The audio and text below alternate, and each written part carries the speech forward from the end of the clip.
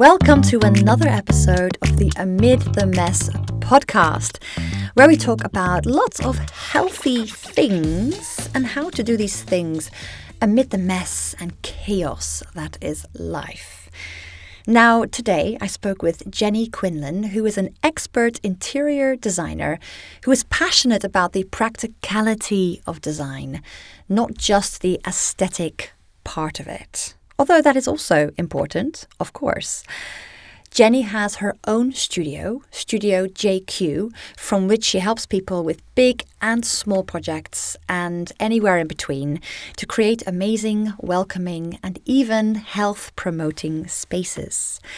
We chat about all things practical design tips for people with a crazy, busy life and hardly any time to do stuff. We chat about misconceptions about interior design and even the ways in which how we design our homes and what we put in our homes can affect our mental and physical health. So, needless to say, I love this chat. She's given me a lot to think about. I'm going to go home and do a bit of things. I'll share with you at the end of this chat what I'm going to do in our home. But I really enjoyed this, and whatever you think about interior design, however busy you are, even if you are not good at DIY, you are not artistic, or whatever you think about yourself and interior design, I recommend that you listen to this one. So I hope you enjoy it. This podcast is all about the messiness and chaoticness of life and how within all of that we can still do things to make us feel healthy and happy and well without needing to be perfect, without feeling we need to strive to do perfect things. So as an interior designer, I'm very curious, has there ever been a time in your life when your home was messy and chaotic, things were crazy, and how did you manage that? Oh, which one to choose? Yeah, I mean, there have been lots of incidences where our home, I mean, it's generally just chaos anyway. There's 5 of us in the house. At one point, we had my parents living with us as well. We've got lots of animals and we run a couple of businesses. So everything is just moving, spinning plates all the time. The kids have friends around all the time. So there's always extra bodies in the house and we have friends dropping around. I think the number one tip, I suppose, for myself anyway, was that you said perfectionism. I'm a reformed perfectionist, definitely. Oh. I think when the children were little, particularly, I was so all consumed with doing everything perfectly. You know, we had our routines to get to school and nursery, and I was studying at the time as well. There's piles of paperwork and interior design manuals and all kinds of stuff all over the place. And the house we lived in at the time was relatively small for a 5-person family. And we had 5 dogs, and it was it was 5 dogs and yes, there's 5 people. Yes. Wow. Yeah. So I'm used to the chaos. And I think just letting go of the little things, just focusing on your day-to-day routine. So the way that I sort of got around it was I went through the entire house and looked at which spaces we use at certain times of day, who's in that space, what needs to be in there, and then just sort of curated the house just to work a bit better, because the house has got to be practical. And I think the number one mistake that I see time and time again in our own property and in clients' houses as well is they tidy things up and put things in places where they think it should live, but actually that's not the place it ends up. So then you end up doing this perpetual tidying up all the time, you know, picking the shoes up to put them back on the rack in a different room. I had a conversation with a client this morning, actually, where I said he was sort of stressing. He'd been working a really long day, and he said, I get home and the house is a mess and I can't settle. And I said, well, what is it? Is it just general messiness? Is it loads of clothes and laundry everywhere? Is it kids' toys? And he said, no, it's just general stuff nothing is where it should be. So I said, well, the way that we approach design to help with that is we don't necessarily design a house how you think it should be. You look at where all those drop zones are of where things accumulate and then design around that. So hopefully that makes it a little bit more streamlined on a day-to-day basis. But yeah, you've got to embrace the chaos, I think. You don't want to walk into a perfect home. It's got to feel lived in. Yes. Especially for busy families. So. Yeah, absolutely. So what I'm hearing you say is actually if something feels like an uphill battle all the time, you're always tidying the same things back to another place, that kind of backwards flow against the stream, then actually things have to be designed a little bit differently to make your life easier if you have a bit of a chaotic situation, as many of us have. Absolutely. Okay, yeah. I love the fact that you said letting go of that perfectionism a little bit. I've recently realized in our kitchen that we have a lot of surfaces, and often all the surfaces are full of stuff, as surfaces tend to happen. But for me, as long as there's one surface that's clear, even if all the other ones are full, that already is gives me a bit of mental clarity and sense of, it's okay in here. So you can prioritize which particular area you do want to tidy, maybe. Yeah, and it's different for everybody. I think everybody lives in their home in a different way. So take something as simple as vitamins and pills and things like that. For one person, it might be sensible to keep them in the kitchen cupboard next to the tea and coffee because that's their routine in the morning. They make a cup of tea, they take their vitamins, have a glass of water, whatever. For somebody else, it might be keep them on the nightstand because the first thing they do is take the vitamins in the morning, have a glass of water by the bed, etc., etc. So if you, when we're designing, we go through all these questions with clients of where they keep stuff, and often ask them not to tidy up for about 3 days before we go, and then we can see where things end up, because it's no point us designing a nightstand with a drawer for vitamins and tablets in if they actually take them in the kitchen and then they're moving them, and it's often those little micro stresses throughout the day of moving stuff or seeing something in the corner of your eye when you're busy doing something else and thinking, oh, that doesn't belong there, I need to move it, and then you get distracted. And especially if you're not neurotypical and you're a little bit ADHD, you get distracted all the time by all these different things. That mental load and that stress when you've already got so much other stuff going on, it's not good, and it's avoidable most of the time as well. Yeah, it is. Since the last time we spoke, so you mentioned that little thing about not seeing where the stuff accumulates and then designing around that. I've been thinking about you specifically when in our upstairs bathroom, all the recycling stuff, like all the empty loo rolls and empty shampoo bottles, all kind of end up on a pile on one of the surfaces. And then I said to my husband, I was like, Michael, can we get a nice wicker basket thing that fits the space perfectly so all the recycling can go in there? Because I thought rather than go, oh, that recycling must then be transferred downstairs, you can design. So I thought about that tip and I was That's like, perfect. I'm doing a Jenny here. Doing a Jenny. I like that. Yeah, but I love that. I think that's really useful. Same thing with shoes and with jackets, where the pile of jackets ends up. Maybe, get some kind of box or extra hanging device. Hooks are brilliant. We use, they're so underrated. We put them everywhere we can. Bathrooms and things like, I had a conversation with a client this morning, actually. So we're redesigning this barn conversion for her. And she said, well, my husband just hangs all his clothes on chairs. Wherever there's a chair, there's a jumper, there's a coat, he gets changed in the morning, everything goes on the chair. And often it's clothes that you've worn maybe for an afternoon or a day, and it's clean, but it's not quite clean enough to go back in the wardrobe, but it's not dirty enough to put in the laundry. So I know that problem. Yeah, with all that stuff. And then it ends up on the chairs and the benches and the bottom of the bed, or sometimes the floor. Wall hooks are great. Bathrooms, backs of bedroom doors, and it just gets everything off and up and away from the furniture, and then it just looks tidier. Yeah, that is a problem I have in the bedroom. I have always this half not dirty but not clean. What do you do with it? So I like it. I like it. So you've already been talking a bit about your approach to interior design. So feel free to say a little bit more about the general approach you take in your job as an interior designer, perhaps.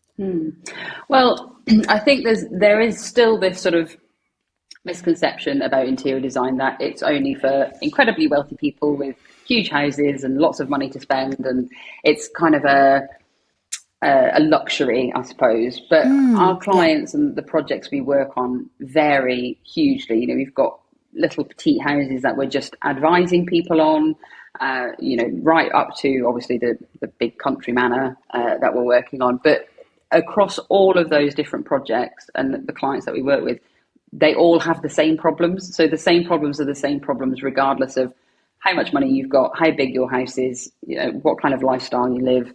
It's the same all the time. It is, they want the house to work. It needs to be practical, clutter free, feel like a nice welcoming space when you walk in, not add to that extra stress.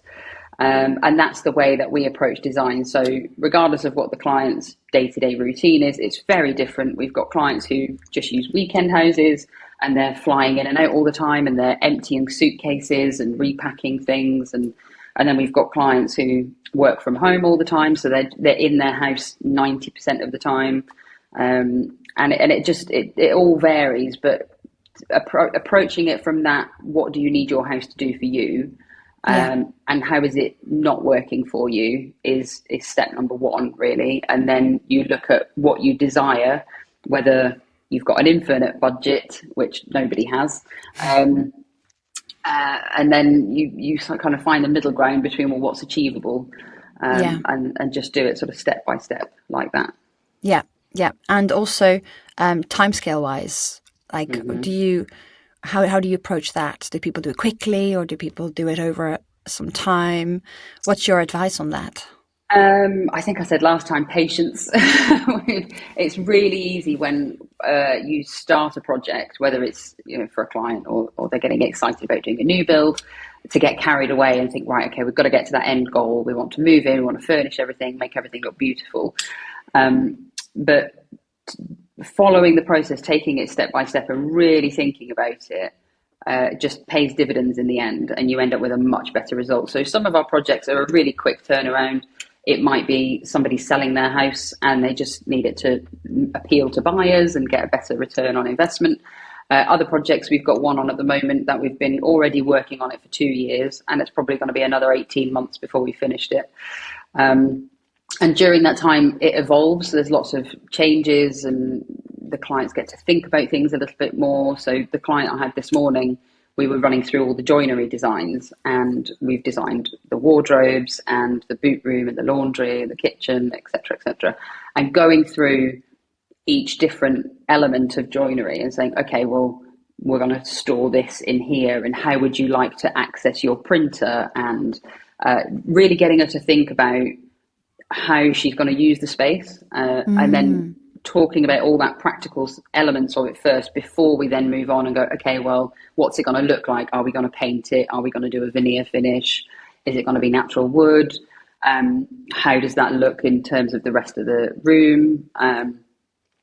So practical first and really thinking about it and using that time in that process. I love that. Yeah, that's because it is a misconception that it's all about how it looks and how the colors match other colors and things. But actually, no, it is all about the functionality and how easy it makes your life, how stress-free it makes your life. Yeah. And even if you just get that first step right, even if you then don't get the right colors or whatever, that's a huge step in the right direction, isn't it? Yeah, because that's your experience of a space. I mean, I've stayed in really lovely hotel rooms before where something hasn't been practical, where, and people who travel for work will have noticed this as well, especially if you frequent hotels for whatever reason, business or pleasure.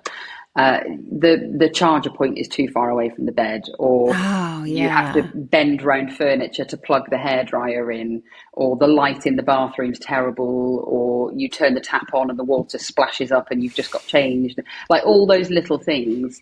It doesn't matter how nice and luxurious the surface finishes are and the colours on the wall and the artwork. if it's not practical, it's just annoying. So yeah. Yeah, it would be better the other way around. Extremely practical, Yes. but maybe a bit boring on the decoration Yeah. side. That would be Yeah. better. Yes. Yeah. Definitely. Ideally, you'd have both, but yeah, that's really interesting. So, any other misconceptions about the idea of a beautiful home? Have you got anything else that?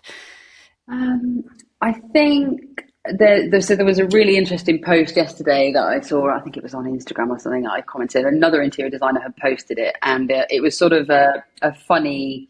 The client says they like neoclassical design, but they've bought this boho lampshade for the bedroom, and then they've got this nice fluffy chair, and blah blah. And it was all sort of mishmashed, and then the interior designer at the end was like, "Oh my god, it's our Oh, nightmare." And I think that interior design idea of everything being beautifully curated and all matching and the colours all just magically working together is not necessarily right or accurate or how anybody should design their home. I'm quite so partial to a more eclectic way of designing and pulling things in from different elements. But there's a fine line between it being eclectic and working and then just being an absolute car crash of design. And I think that the way I try and explain it to clients is if you've got a wardrobe full of clothes, you've probably got individual items of clothes that you love, but you wouldn't necessarily pair it together as an outfit.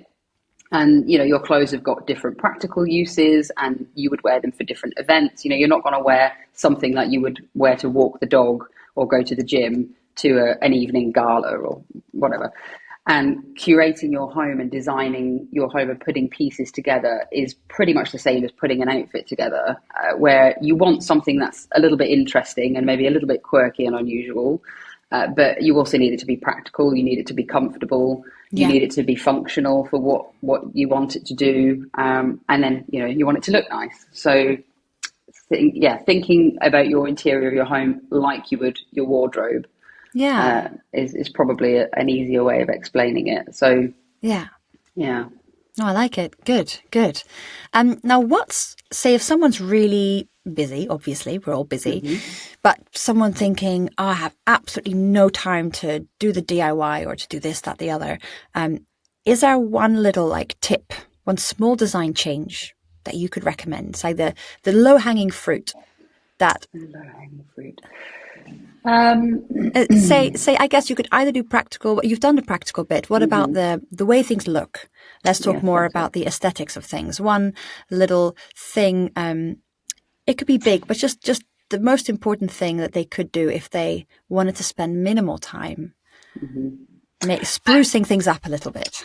So I think probably the most important thing about your home is how it what's the word I'm looking for? Not reacts, but how it inspires your senses, or how things like it's the way it smells, the way it looks, obviously the way it feels, and tactileness and comfort is a bit underestimated. And I think if you go in a homeware store, the first thing you do is touch stuff.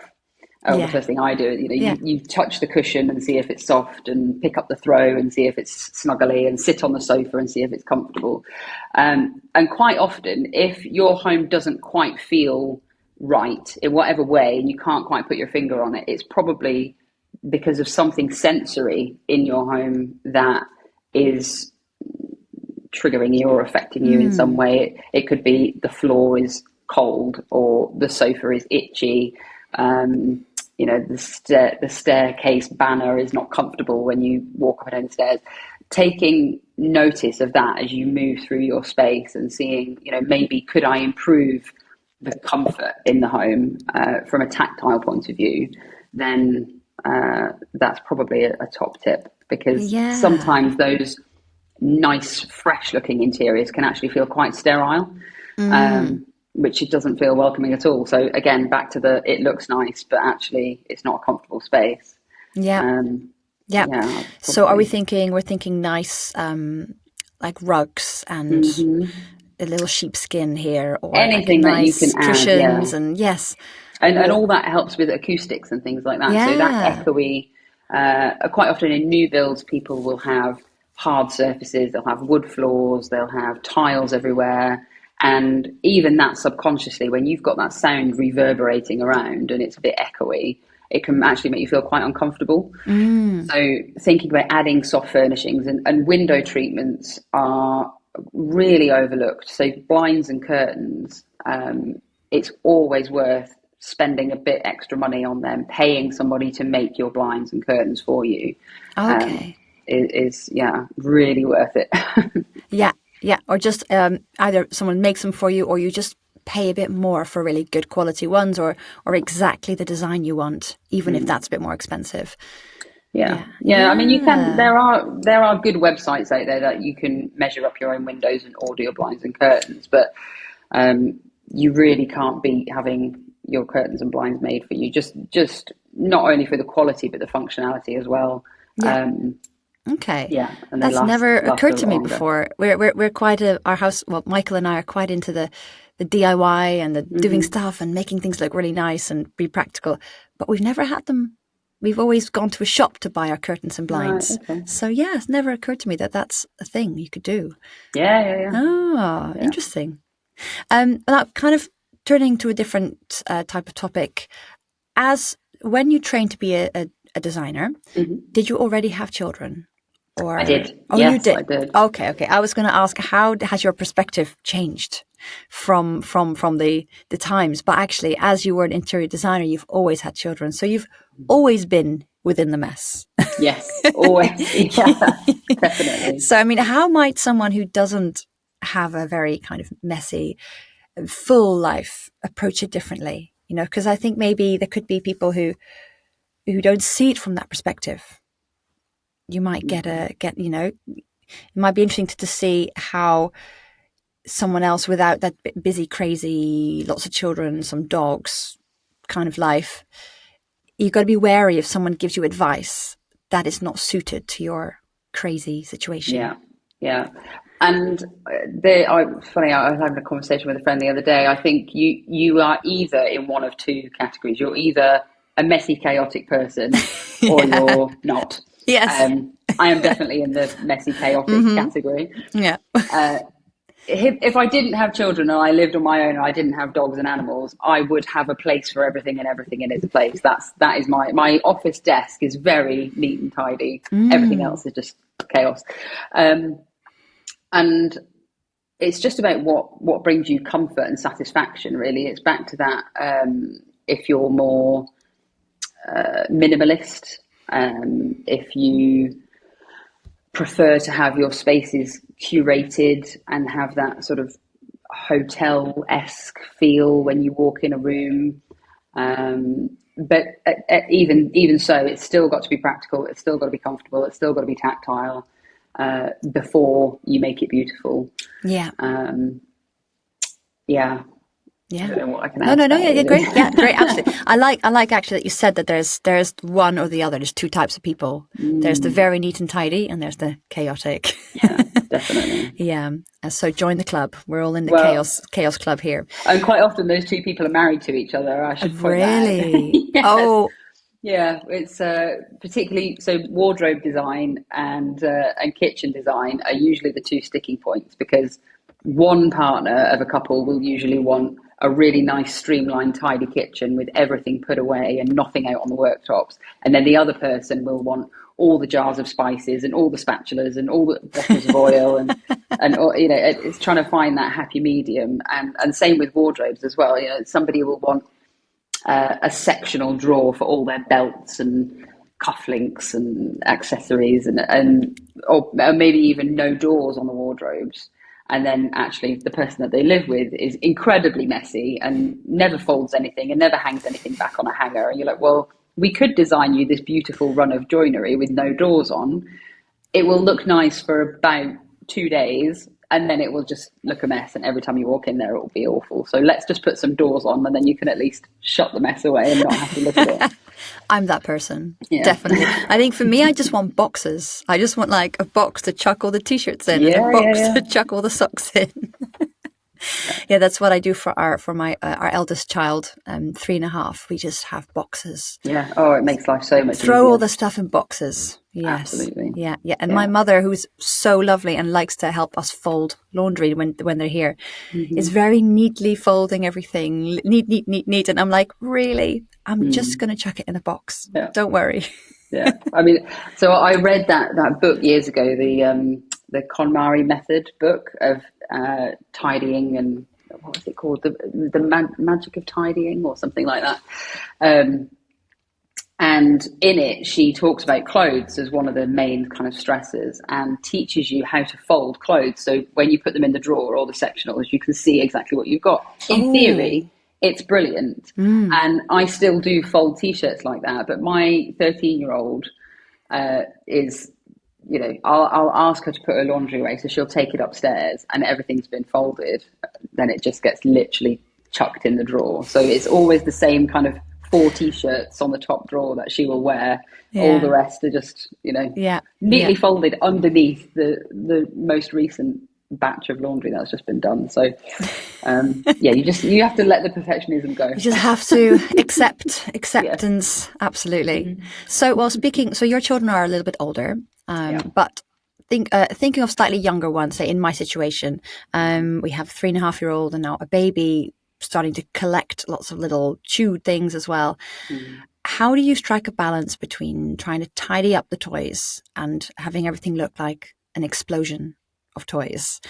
Have you got any words of wisdom? So maybe my mindset, change the mindset about the toys or a particular place, or I mean, they are small for such a small amount of time. Children are, in a flash they'll be 18, and my eldest is off to university in September. And it feels like yesterday that we had a playroom full of the plastic toys in a little kitchen and all that sort of stuff.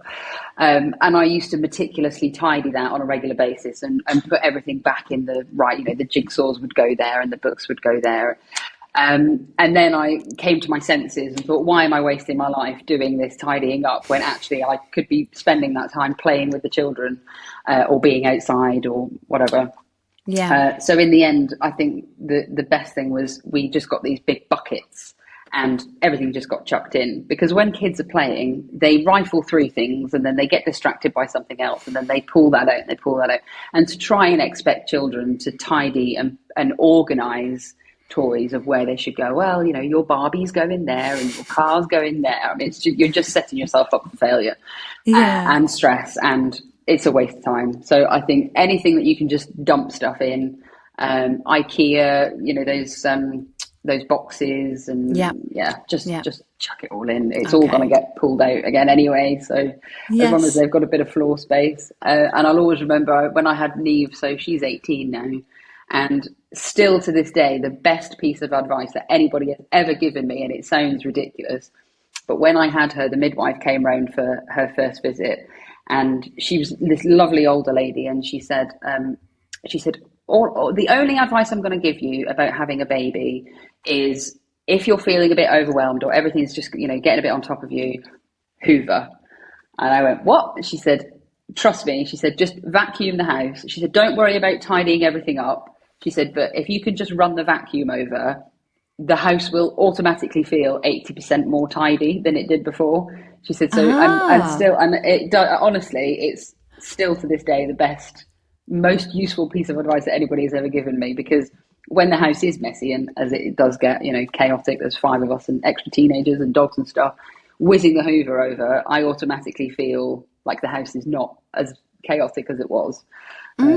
This is so interesting. I am now motivated to hoover because actually I both of us in the house, it's one of the things we should be doing, but we just never are motivated. It's usually like the last job to do, isn't it? Yeah, and you kind of so actually if I prioritize that more, and then the rest will pale in significance. Yeah, exactly. Well, that's on my wish list at the moment. I'm going to get one of those robot vacuums, and then I don't even have to do it myself. Wow, nice. Well, we invested in a cordless one, so actually that's already a good step for convenience. Yeah. Oh, fantastic. So let's see. I have, interesting question maybe. If someone, if their home was driving them nuts and they wanted like a rescue kit, what would you put in that rescue kit? Maybe let's go, because we talked so much about practicality. Mm-hmm. What about the look? So let's think about the aesthetics. Mm-hmm. If someone just didn't like the look of their home, the colors, the fittings, whatever, what would you put in their rescue kit? So lighting would be number one. Ooh, I think yeah. that can absolutely kill or transform an interior. Quite often, if you walk into a space and it just feels a bit, I mean, the lighting in this room that I'm in today is not great, but yeah, I would put light bulbs in there, lighting, different wall mounted fittings. So there's loads of things you can buy online now where you don't have to get an electrician in to come and put you new light fittings everywhere. There's wireless lamps that you can buy. There's a brilliant the name escapes me, Alexander James, I think they're called, and they do these beautiful like glass lamps with nice shades, but they're actually wireless, so you just charge them up like you would do a phone, and then you can put them anywhere. Oh, nice! Yeah. So from a decorating perspective, it adds visual interest and obviously adds the light source. So even if you haven't got a plug socket in a convenient location, that's something that's really, really great.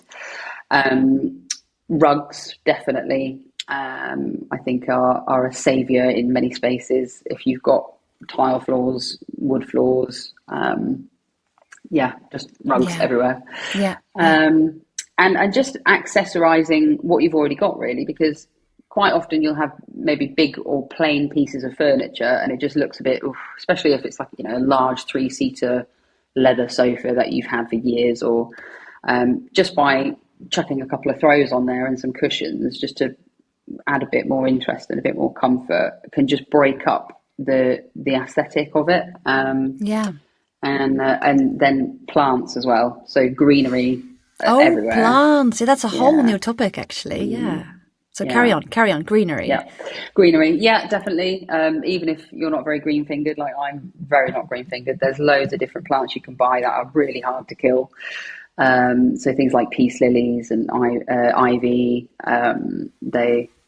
aloe vera, all that sort of stuff. Yes. Just put plants everywhere. Cheese plants. Everyone's got a cheese plant. Yeah. Yes. Absolutely. Yes. Yeah. And mirrors as well. Yeah. Quite often people don't even have a mirror in the house. Sometimes we go around. And that helps to sort of reflect the light around, especially if you've got a darker space as well. So yeah. We've got an unreasonable amount of mirrors in our house. Have you? And it's always things really funny because people would walk in, maybe think we're really vain or something. We have like a mirror on every surface.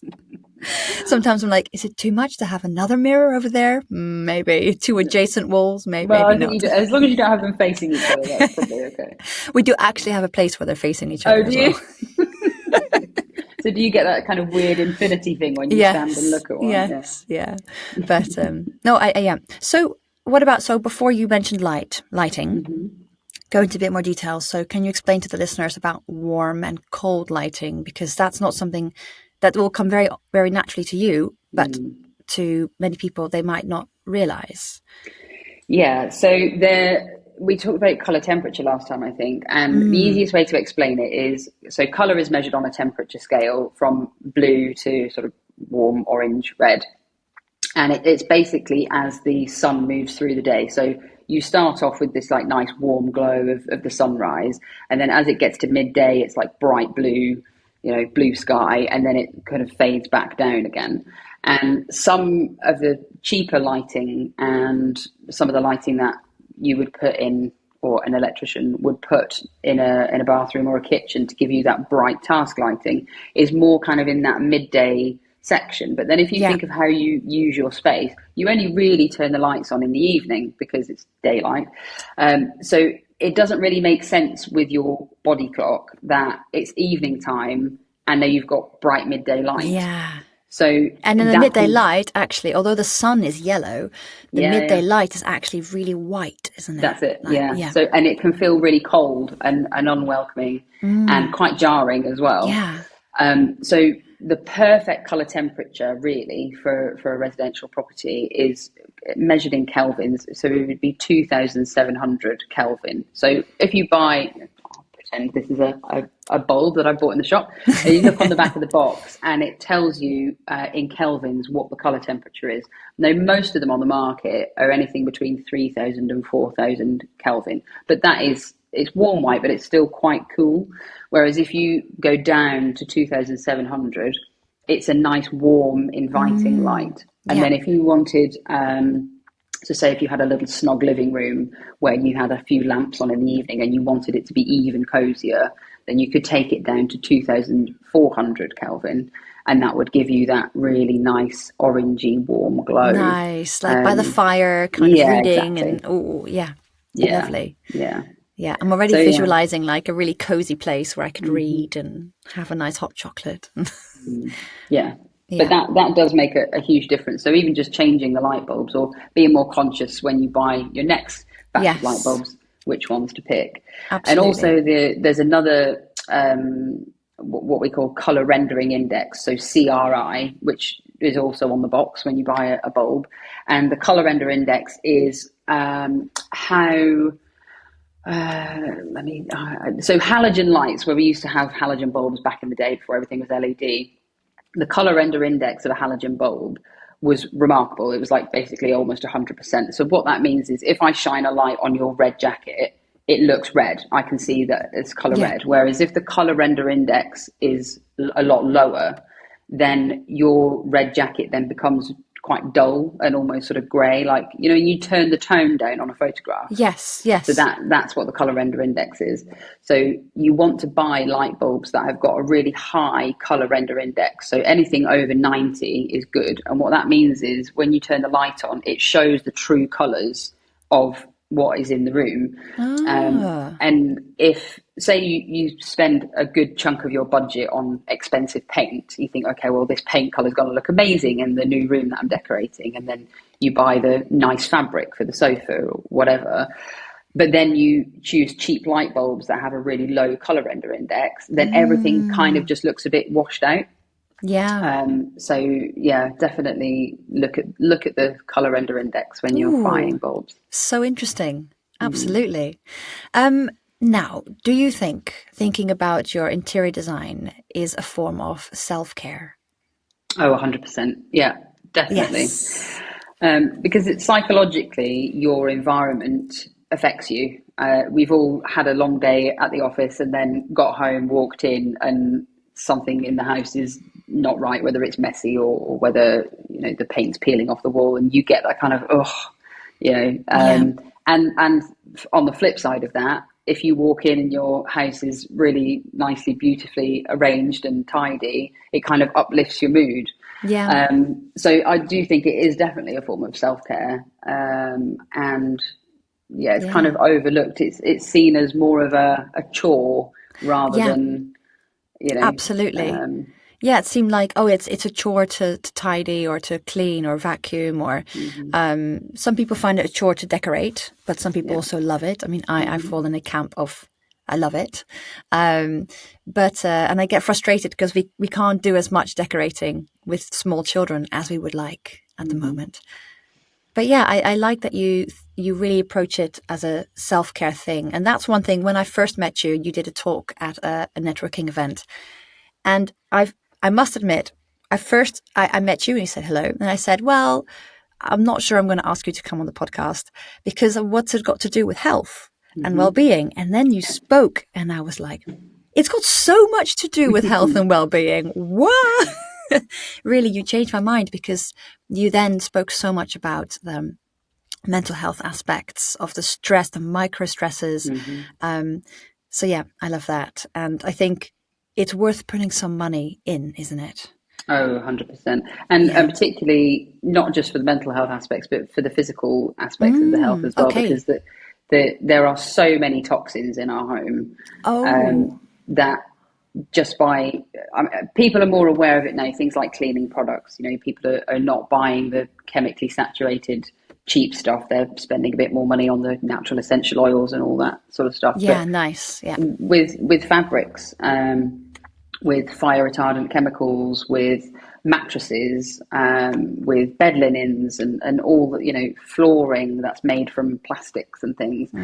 All those synthetic materials tend to off gas.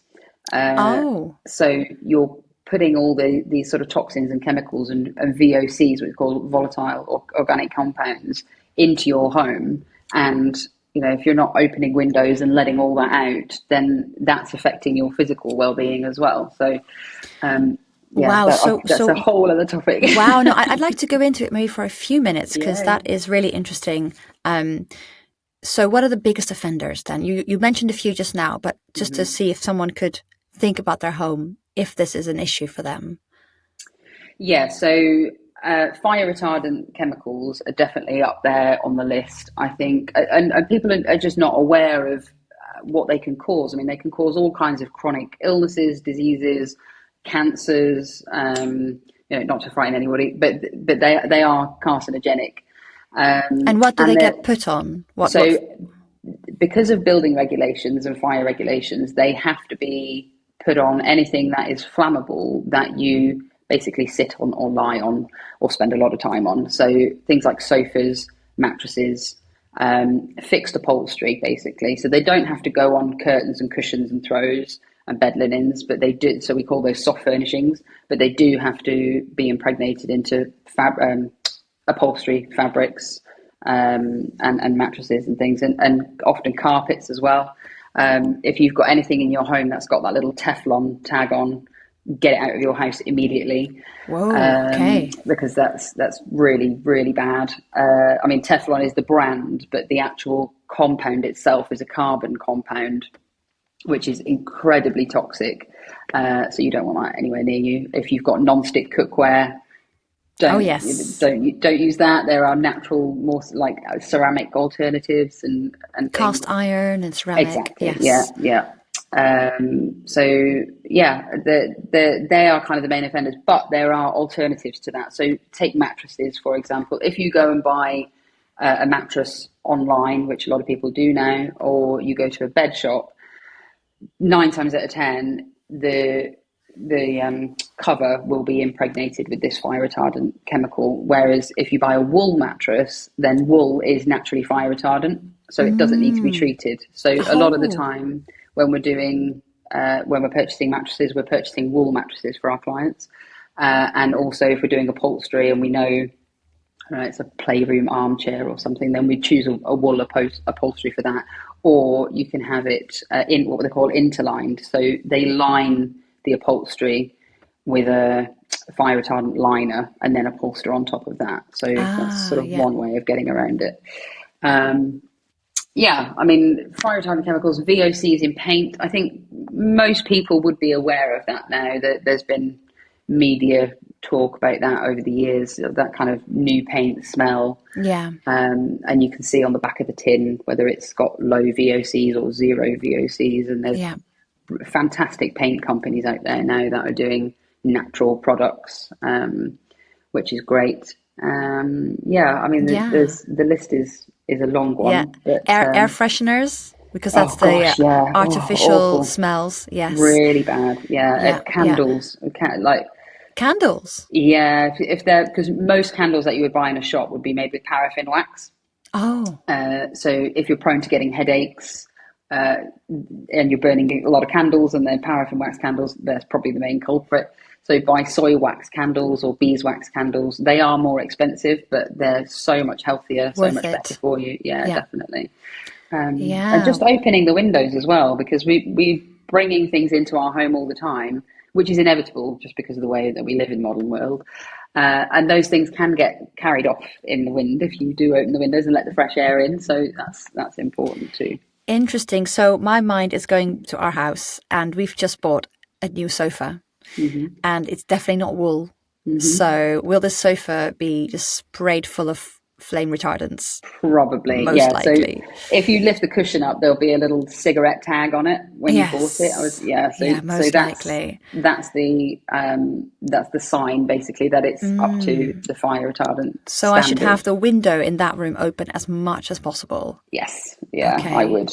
Yeah. I'm going to be doing that. Yeah, especially I feel like I've got our whole family sitting on there. My 6-month-old baby is there. The 3-year-old's there. I feel like, And that's the thing, that with these fire retardant chemicals, they're not impregnated into the fabric. They kind of sit on top. So every time you touch it with your bare skin, it's sort of rubbing off onto you, if you will, and then you're absorbing that into your system. What about after a few years, like say after, if you buy secondhand furniture, many, many, many years, will those flame retardants have gone? Yeah, they do wear off eventually, which is why, so if you went to buy a second-hand sofa from somewhere, or if you want to donate one, they won't accept it off you unless it's got that little tag. Now, and it's a really outdated rule, I suppose, because that whole law came about because people used to smoke indoors, and there'd been these horrible instances where somebody had been smoking a cigarette, they'd fallen asleep, the cigarette had fallen on the sofa, and the sofa had set on fire, and then awful, tragic. But in my mind, they've gone so far the other way with what is necessary now that actually we're poisoning ourselves unnecessarily. For the few people who smoke indoors, because most people, even if they're smokers, probably don't smoke indoors anymore. Exactly. No, I mean, it's just not a thing, is it? So I do think those regulations need to be looked at from a sensible perspective. Absolutely. But the line between safety and what you're protecting us from, and actually the kind of cost-benefit ratio of this policy. Yeah. Definitely. Yeah. Wow. Okay, well, you've opened my eyes very much. I'm going to be going home and just double-checking some things and opening some windows, getting a breeze going. But so I realize we've been chatting for quite a while. So I have a few closing questions for you. One that is kind of not it could be related to interior design, or it could just be random, whatever you want to say. But just to show everyone that you are a human being, just like all of us, very normal person, lovely person. What is your guilty pleasure? Oh my God. What can I say? Peace and quiet. Great. Yeah. Guilty pleasure. I would say, I don't know, that's a really tricky question. Guilty pleasure. I'm trying to think of some obscure TV show or something that we watch, probably we don't really watch TV. We watch Netflix and things like that occasionally, but I'd say any kind of zombie apocalypse style show. So The Last of Us is on there. That's the new I'm watching the new season of that at the moment, and nice. The Walking Dead. That's my sort of chance to switch my brain off, I suppose. Yeah. Great, I like it. That's a unique one. No one's said that one before, so that's good. I get a lot of chocolate. Right. Chocolate. And I get zombie apocalypse. Yeah. One of my guilty pleasures for the TV wise is watching Love Island type of shows. Oh, right, that's I'm not one for the zombies. It gives me nightmares, but a bit of love. That's what I like. No, thank you for sharing. That's just nice to see your personal side. But finally, where can our listeners find out more about you if they're interested in getting a little bit of advice for their interior design?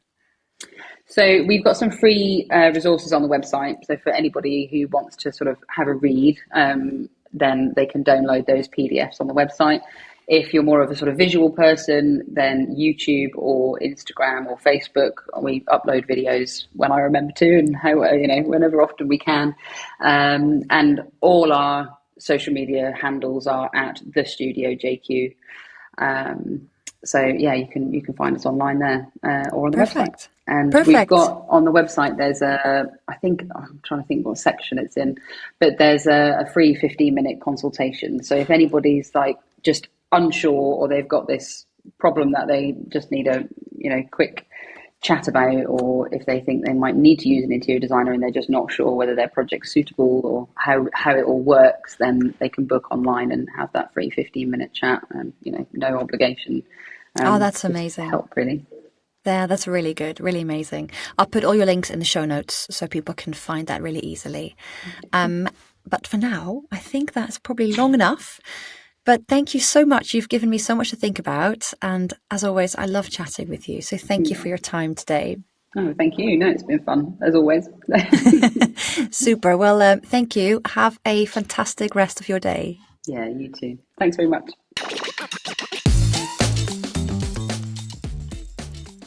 Wow. Well, my mind is blown because that last bit about the toxins, I had completely forgotten. And it is so relevant to our home at this point. We have this wonderful new sofa. And the first thing I'm going to do when I get home is open that window. Yes, so this is something I'm really thinking about. But I just love Jenny's focus on the practicality of things above the aesthetic side. And whereas it is important how things look and the colour you put on your walls, but that's not really what we chatted about.